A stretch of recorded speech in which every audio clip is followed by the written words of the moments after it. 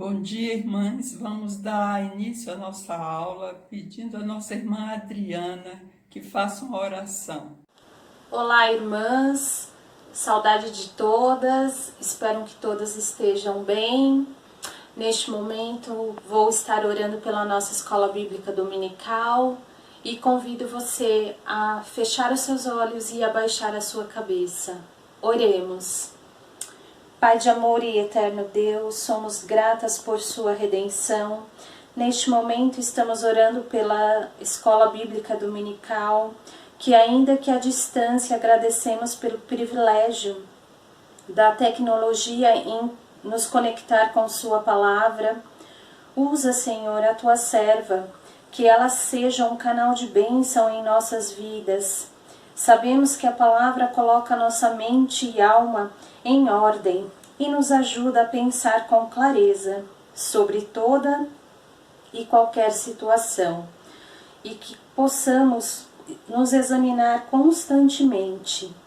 Tu és a nossa esperança, esperança de um novo tempo, uma nova terra, e mais uma vez, obrigada pelas bênçãos recebidas. Em nome de Jesus, amém.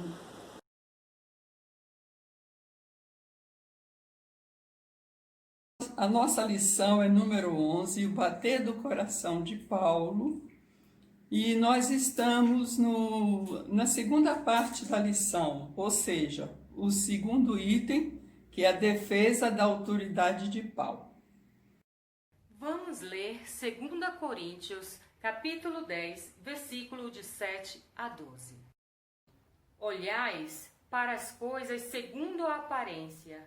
Se alguém confia de si mesmo que é de Cristo, pense outra vez consigo, que, assim como ele é de Cristo, também nós de Cristo somos. Pois ainda que eu me glorie um pouco mais a respeito da nossa autoridade, a qual o Senhor nos deu para edificação e não para a vossa destruição, não me envergonharei. Para que não pareça como se quisera intimidar-vos por cartas.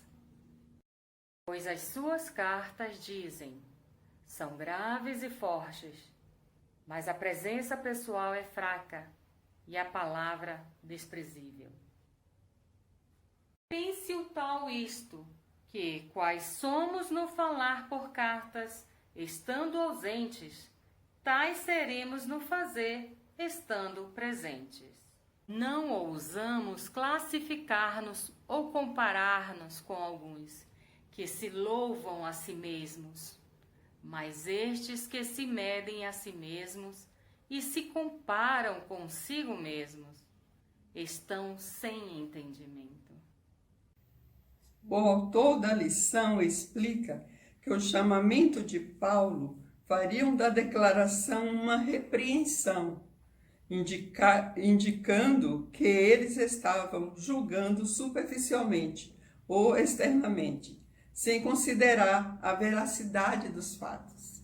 Era também uma ordem e um convite para que examinassem a situação.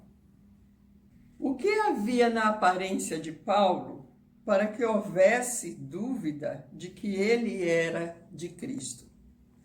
Segundo o relato histórico, Paulo era um homem de baixa estatura,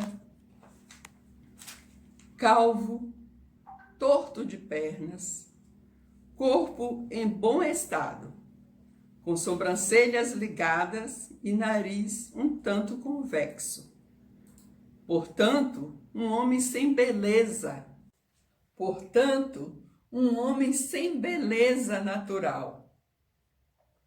Mas, ao mesmo tempo, e no mesmo dicionário, está escrito, cheio de graça, forte e destemido.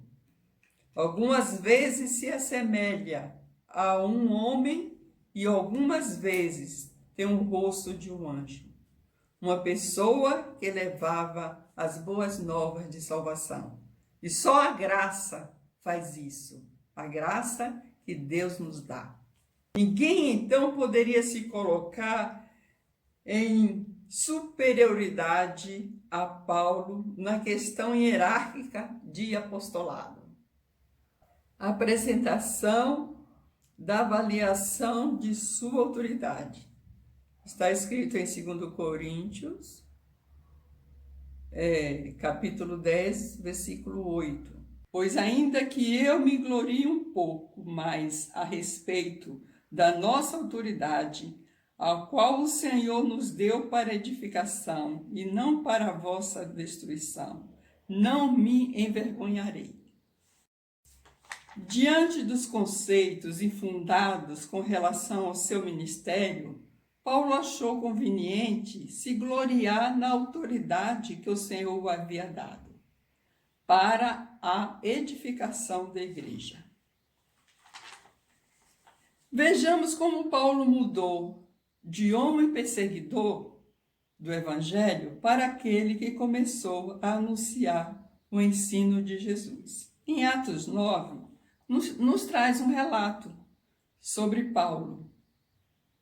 Paulo vai ao sumo sacerdote e pede cartas para exterminar com os cristãos, os discípulos ou aqueles que andavam no caminho.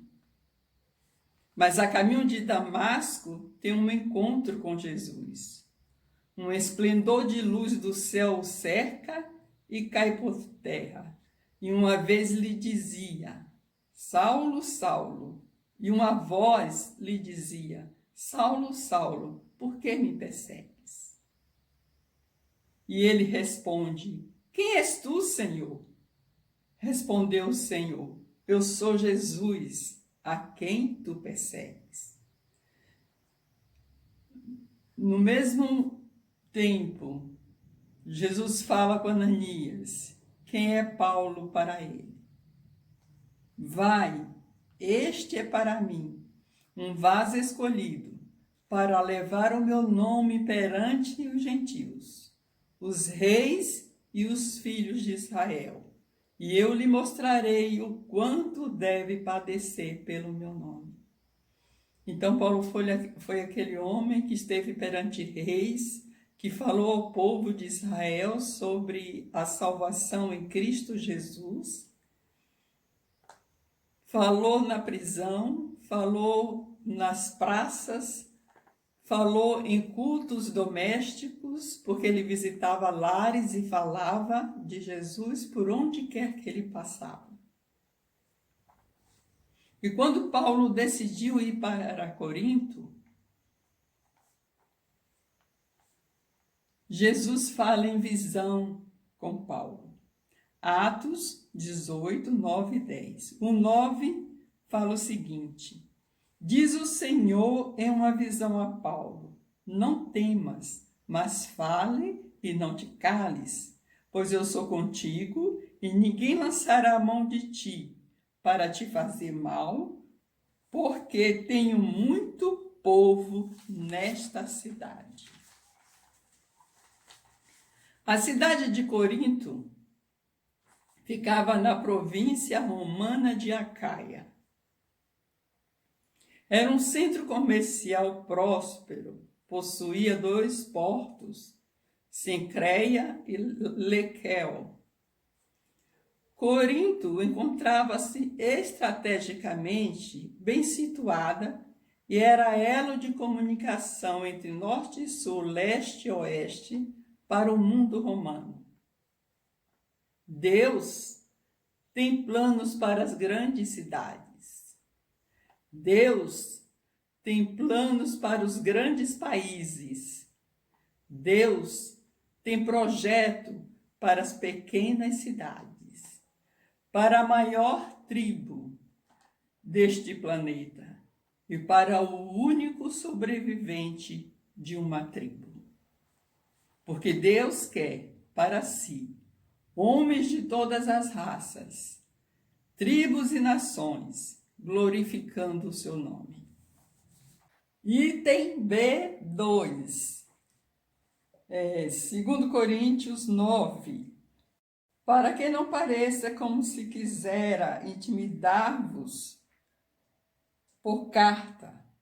O número 10, pois as suas cartas, dizem, são graves e fortes, mas a presença pessoal e a palavra desprezível. Da sua aparência já falamos, e da acusação, palavra desprezível, o que fala a Bíblia a respeito disso? De sorte que as igrejas eram fortalecidas na fé e cada dia crescia em número.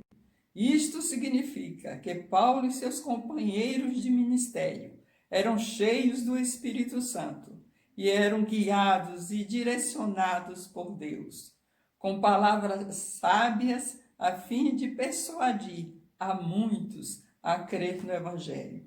O apóstolo Paulo deixou um legado para todos os tempos da era cristã. 13 cartas, chamadas de epístolas paulinas, ensinamentos produzidos pelo Espírito Santo para a edificação da Igreja de Cristo. E em 2 Coríntios 10, 11, a gente vê mais um versículo. Pense tal isto, que quais somos no falar por cartas, estando ausente, tais seremos no fazer, estando presentes. E essa é a resposta de Paulo aos duvidosos. Irmãs, nós corremos um risco muito grande em fazermos comparações. E aqueles homens também que acusavam Paulo correram esse risco. Vamos ler o 2 Coríntios 10, 12.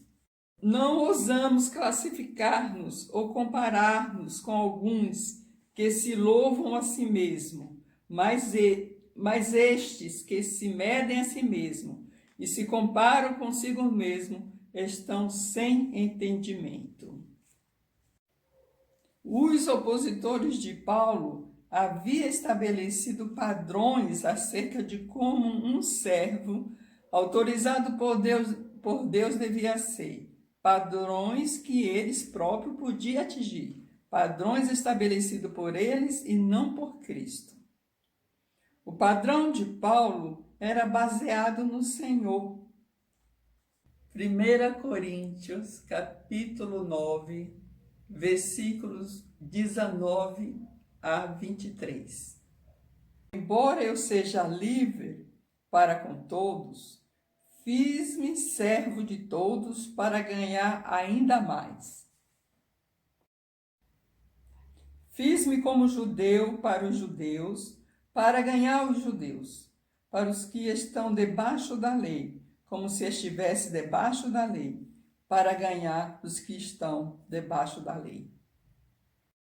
Para os que estão sem lei, como se estivesse sem lei, não estando sem lei para com Deus, mas debaixo da lei de Cristo, para ganhar os que estão sem lei.